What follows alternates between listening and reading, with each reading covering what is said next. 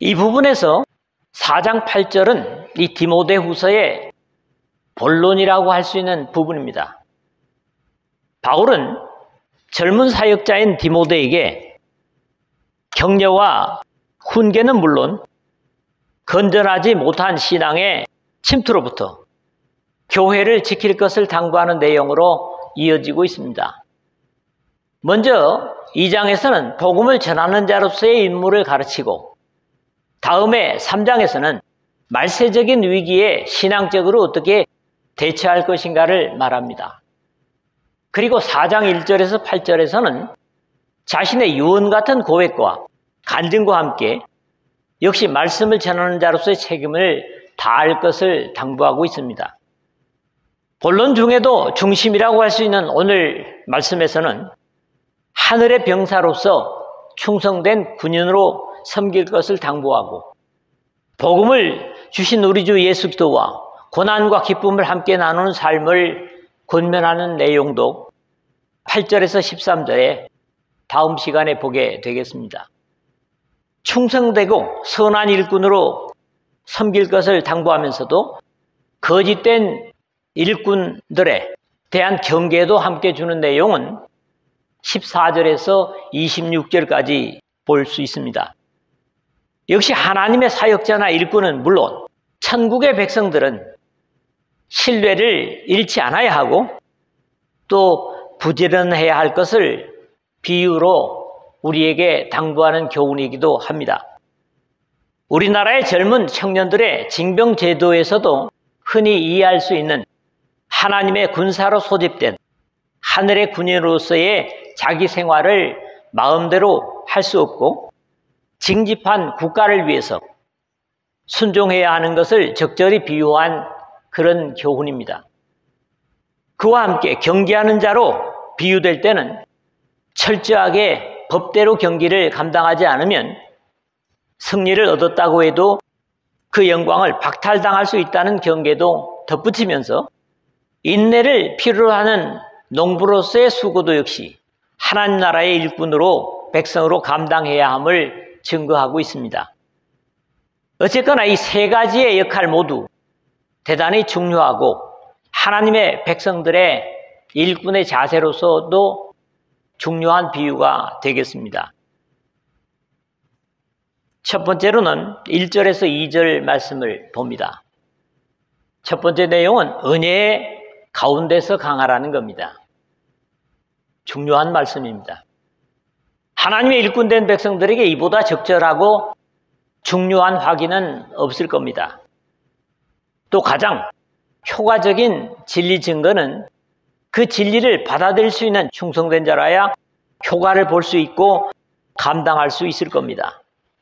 사실 육신의 눈으로는 충성된 자를 찾을 수 없기 때문에 모든 사람에게 복음을 전하는 것이고, 결과에 있어서는 다만 충성된 사람이 신실하신 하나님의 백성이 되고 또 다른 사람들에게 생명을 나눠줄 수 있는 역할을 감당하게 될 것입니다. 내 아들아, 그러므로 너는 그리스도 예수 안에 있는 은혜 가운데서 강하고, 먼저 1절에 그러는데 바울은 앞에서 아시아에서 자신을 버린 사람들을 말한 바 있습니다. 그런 사람들과는 근본적으로 다르게 믿음 안에서 참 아들로 섬기고 있는 디모데에게 한결 더 다정한 말투로 불러 당부를 주고 있습니다. 그리고 자신의 복음으로 낳은 아들이기 때문에 자식과 같이 이 부탁하는 것을 아들로서 순종해 달라는 그런 의미를 생각할 수 있을 것 같습니다. 너는 그리스도 예수 안에 있는 은혜 가운데서 강하고 했는데, 하나님의 일꾼으로서 또 하나님의 백성으로서 기본적인 자세라고 할 수 있습니다. 우리는 옥중서신에서 자주 쓰이고 있는 그리스도 예수 안에서라는 의미를 수없이 나눈 바 있고, 또 이것은 아무리 강조해도 지나치지 않을 것입니다. 믿음의 사람들의 필요는 이 세상에 있는 것이 아니라 사실 그리스도 예수 안에 모든 것이 다 있습니다. 가장 귀한 생명도 영광도 가치도 심지어는 통치도 시민권도 이 세상에 아니라 그리스도 예수 안에 있습니다. 대부분의 믿음의 사람들의 안타까운 실수나 모습은 이것을 바로 의식하지 못하는 데서 생깁니다. 물론 그리스도인의 강함도 마찬가지입니다. 세상에서 강해 보겠다고 별별 방법을 다 동원해 보려고 하는 인간적인 방법이 오히려 문제입니다. 믿음의 사람들의 힘과 능력은 세상에서 요즘 힘이 약한 사람들을 로봇 입죠. 웨어러블 로봇이라 해가지고 뭐 무거운 걸 들어 올린다든가 이런 그런 것을 입고 힘이 아주 강해져서 일하는 것을 볼 수 있습니다. 그러나 그런 걸 입어서 생기는 것이 아닙니다. 오로지 하나님께 구하기만 하면 세상을 이기는 능력을 받을 수 있습니다. 그리스도 예수는 그를 의지하고 신뢰하는 모든 사람들에게 다함이 없는 바닥나지 않는 힘과 능력을 순간이 아니라 영원히 주십니다. 여기 강하고 라는 말은 본래 불가능했지만 감당할 수 있도록 힘을 부여받는 것을 의미하는 말입니다. 그 힘을 주는 것이 세상이나 사람이 아니라 바로 우리 구주 예수 그리스도이십니다. 그러므로 나의 힘이나 능력으로 하나님의 일을 해보겠다고 덤벼들 것이 아니라 하나님께 능력을 구해서 감당해야만 합니다. 그것이 바울이 고백하는 내게 능력 주시는 자 안에서 내가 모든 것을 할 수 있느니라 하는 빌립보서 4장 13절의 찬양의 내용입니다. 또 네가 많은 증인 앞에서 내게 들은 바를 충성된 사람들에게 부탁하라. 그들이 또 다른 사람을 가르칠 수 있으리라. 2절인데 어쩌면 이 내용은 그러한 하늘로부터 받은 능력이라도 가치를 바랄 수 있는 대상을 증거하는 겁니다. 너가 많은 증인 앞에서 내게 들은 바를 그랬는데 디모데는 바울과 함께 다니면서 바울을 통해서 수많은 사람들 앞에서 능력과 함께 증거하시는 하나님의 복음의 진리를 들었고 그 들은 사람들 중에는 역시 믿음을 가진 충성된 일꾼들이 생겨나기도 했을 겁니다. 우리 교회도 이런 바울의 증거를 그냥 지나칠 수 없는 것은 지금까지 다른 것은 몰라도 진리의 말씀, 타협되지 않은 하나님의 진리를 들어왔기 때문입니다. 그러면서 여기 중심이 되는 낱말은 충성된 피스토스, 형용사죠. 믿을 만한, 진실한, 신뢰하는 신이 많은. 그리고 이게 명사로는 피스티스, 믿음이라는 말입니다. 하나님의 미쁘심에도 이 피스토스가 11절에, 뒤에 11절에 보면 같이 쓰이고 있습니다. 그러므로 믿음이란 하나님의 신실하심과 같은 것을 의미합니다. 사실 믿음을 가진 믿을 만한 충성된 자가 많지는 않은 것 같습니다. 세상에서 많은 사람을 부리고 일을 시켰던 솔로몬조차도 이렇게 말합니다. 많은 사람이 각기 자기의 인자함을 자랑하나니 충성된 자를 누가 만날 수 있으랴. 잠언서 20장 6절에 말함을 듣습니다. 많은 사람이 각기 자기의 한결같다고 자랑하지만 정말 믿을 만한 사람은 찾아보기 어렵다. 이런 말입니다. 충성된 사람들에게 부탁하라 했지만 신실하신 하나님의 약속인 주님의 말씀을 듣는 것에서 그치고 삶을 그 진리에 맞추어 바꾸지 못하는 것은 사실 진리에 응답하는 자세라고 할 수 없습니다. 또 어떤 사람들은 충성된 진리를 들으면서도 그 들은 진리를 실천하는 것으로 오는 불이익이나 고통을 견디지 못해서 진리의 자리에 남지 못하는 경우도 들어있다고 보입니다. 역시 충성된 사람이라고 할 수 없습니다. 하나님의 생명의 복음이 불변하는 것처럼 그 진리를 충성하는 데 있어서 어떤 불이익이나 어려움이 오든지 그것을 각오하고 감당하는 자세라야 비로소 충성된 사람이라고 할 수 있는 겁니다. 하나님의 진리를 듣는 것 자체도 분명히 복입니다. 오늘부터 요한계시록 1장 시작을 하겠습니다마는 사람들이 많은 탈취물을 얻은 것처럼 나는 주의 말씀을 즐거워하나이다.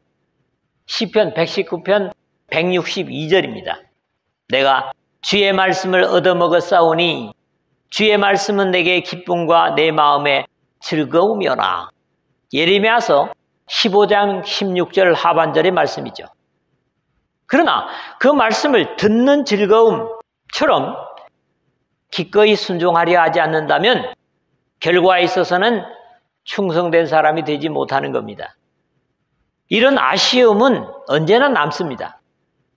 그들이 또 다른 사람을 가르칠 수 있으리라. 이런 이유에서 참된 그리스도인만이 또 다른 그리스도인을 만들어낼 수 있다는 겁니다. 교회에 데려온다고 다 그리스도인 되는 것은 아닙니다. 하나님의 성품과 같은 충성된 사람만이 신실한 하나님의 자녀가 되고 그런 사람이 또 다른 사람들에게 섞지 않은 복음을 전달할 수 있겠습니다. 두 번째로는 3절 4절입니다. 별로 행복하지 않은 말씀이죠. 고난을 감당하라는 겁니다. 성경에서 거듭난 그리스도인들을 군인으로 비유하는 내용들은 상당히 흔한 것이 사실이지만 이 말씀이 그 중에서 가장 구체적인 비유이기도 합니다. 다른 한 곳만 인용하면 누가 자기 비용으로 군 복무를 하겠느냐? 누가 포도를 심고 그 열매를 먹지 않겠느냐? 누가 양떼를 기르고 그 양떼의 젖을 먹지 않겠느냐? 하는 고린도전서 9장 7절에 했는데 그리스도인을 군인이나 병사로 비유하는 이유는 몇 가지의 비슷한 점들 때문입니다. 진리의 하나님 일꾼이 되었다고 하는 것은 어둠의 세상이나 죄와의 전쟁을 시작하는 데서 그 첫째입니다. 어찌 보면 평생을 자신 속에서 죄와 싸워야 하는 고독한 병사로서의 삶이기 때문이죠. 그럼에도 이 싸움은 절대로 질 수 없는 전쟁이고 이런 싸움을 감당할 때는 혼자가 아니라 악한 영들과 싸움을 하나님의 성령께서 함께 하시기 때문에 지금 러시아와 싸우는 우크라이나 같은 전쟁터처럼 춥고 고독한 싸움이 아니라 반드시 이김을 보장하시기 때문에 싸우면서도 평화를 누리는 세상의 전쟁과는 전혀 다른 싸움인 겁니다. 둘째는 하나님의 군인이라면 반드시 군사로 소집한 하나님의 명령에 절대적으로 순종해야 하는 입장에서 그렇습니다. 그 이유를 이는 병사로 모집한 자를 기쁘게 하려 함이라 증거하고 있습니다. 세상 속의 어느 나라의 군대이든지 병사의 삶의 고난을 쥐고 있는 사람은 그 상관이고 이런 이유에서 상관의 절대적인 복종을 해야 한다는 원칙이 있습니다. 세상에서의 군대에서도 그렇다면 만왕의 왕이요 만주의 주이신 하나님께 불순종은 곧 영원한 형벌이 될 수밖에 없는 겁니다. 셋째로는 군인은 전쟁을 위해서 반드시 무장을 해야 하는데 하늘의 군인은 무장하는 병기들이 완전히 다릅니다. 그 비유를 우리의 씨름은 혈과 육을 상대하는 것이 아니요 통치자들과 권세들과 이 어둠의 세상 주관자들과 하늘에 있는 악의 영들을 상대함이라. 에베소서 6장 12절에 말하고 있습니다. 그런 이유에서 바로 다음으로 그 무장의 형태를 말씀하고 있습니다. 그 무장을 하나님의 전신갑주를 취하라. 진리로 너희 허리띠를 띠고 의의 호심경을 붙이고 평안의 복음이 준비한 것으로 신을 신고 믿음의 방패를 가지고 구원의 투구와 성령의 검 곧 하나님의 말씀을 가지라.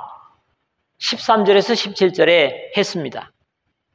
넷째로, 군인을 말하려면 훈련을 말하지 않을 수 없습니다. 처음 들어갔을 때는 매일매일을 훈련으로만 시간을 보내고 하루 종일 고된 훈련을 한다고 해서 안락하게 온 밤을 쉬지도 못하죠.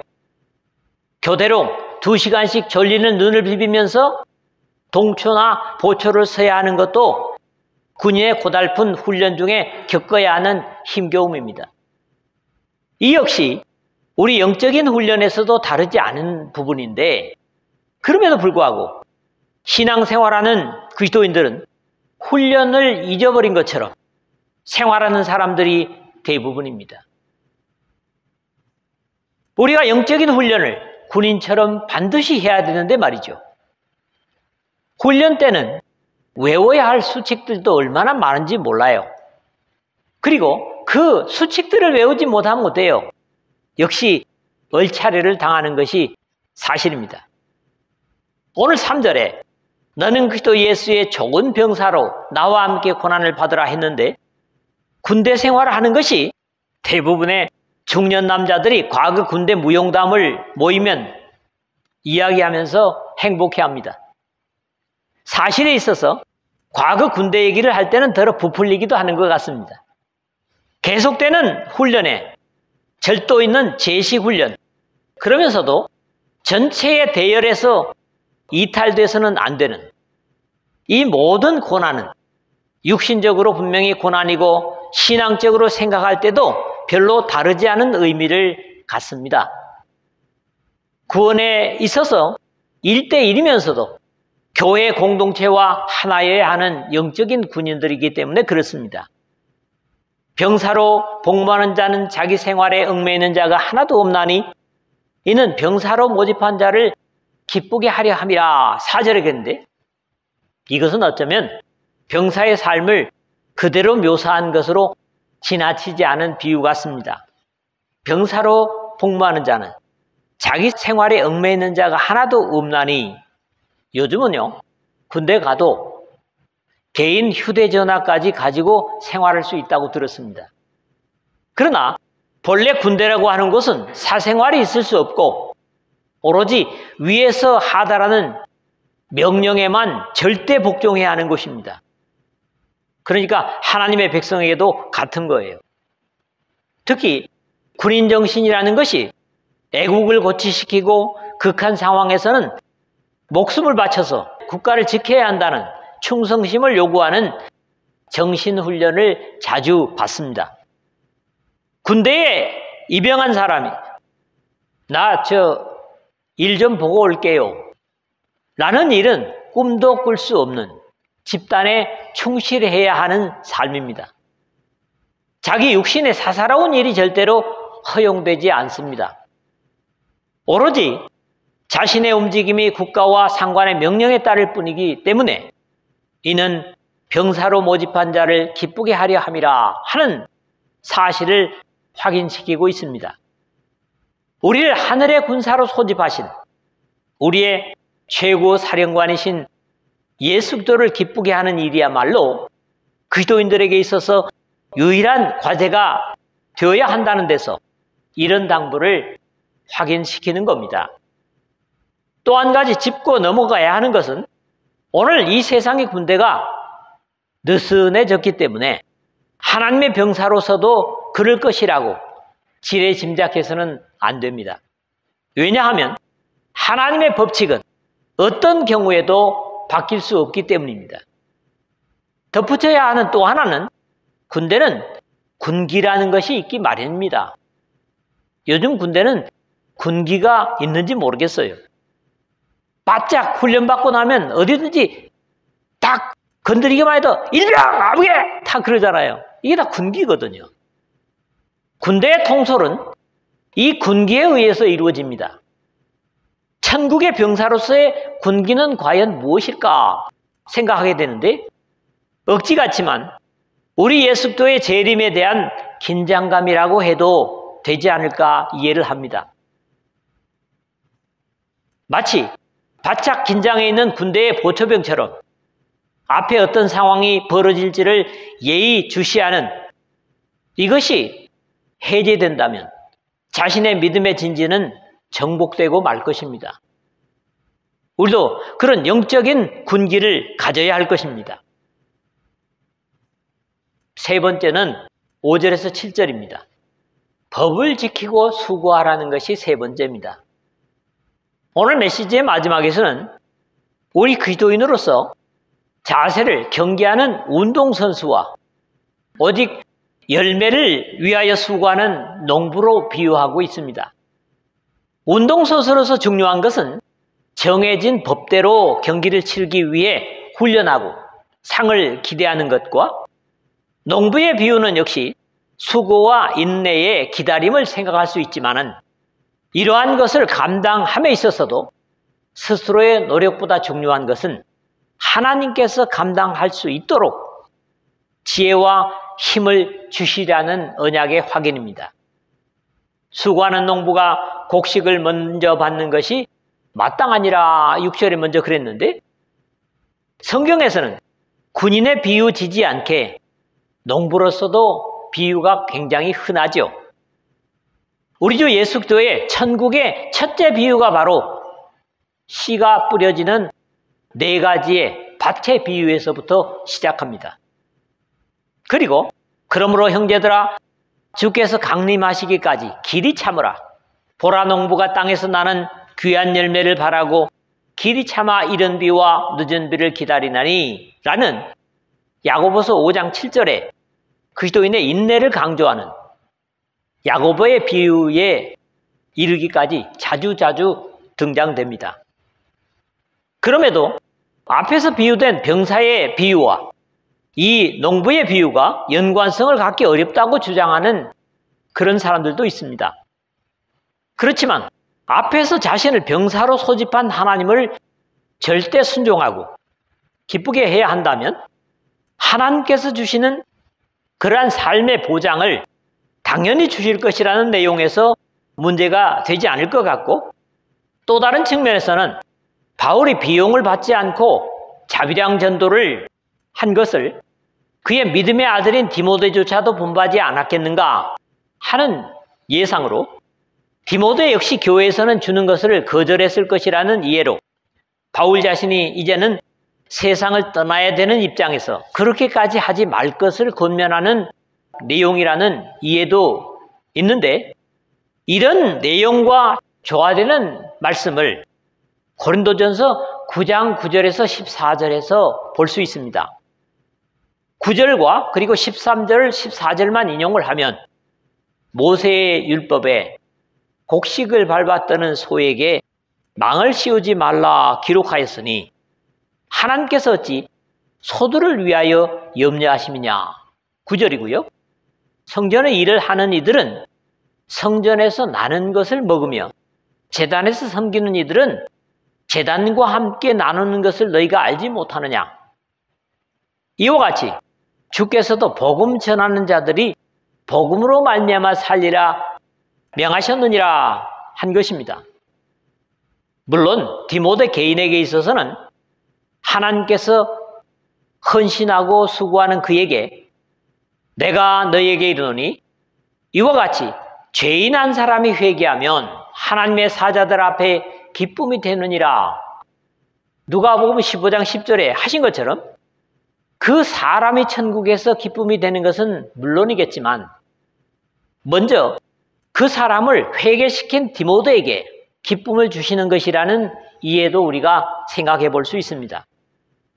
다른 사람들이 곡식을 돈으로 사기 전에 제때에 밭을 갈고 씨를 뿌리고 잡초를 메고 거름을 줘서 농사한 농부가 곡식을 먼저 받는 것은 당연한 것처럼 복음으로 인한 결실은 하늘나라에 회개할 것 없는 모든 성도에게 기쁨이 되겠지만 복음으로 한 사람을 이끌어 영혼의 결실을 얻었다면 그 수고로 얻은 열매를 인해서 기쁨을 먼저 맛보는 것은 그러한 결과를 보기까지 복음을 위해서 수고한 당사자가 얻는 것은 너무나 당연한 겁니다. 여기에도 역시 너희는 먼저 그의 나라와 그의 의를 구하라.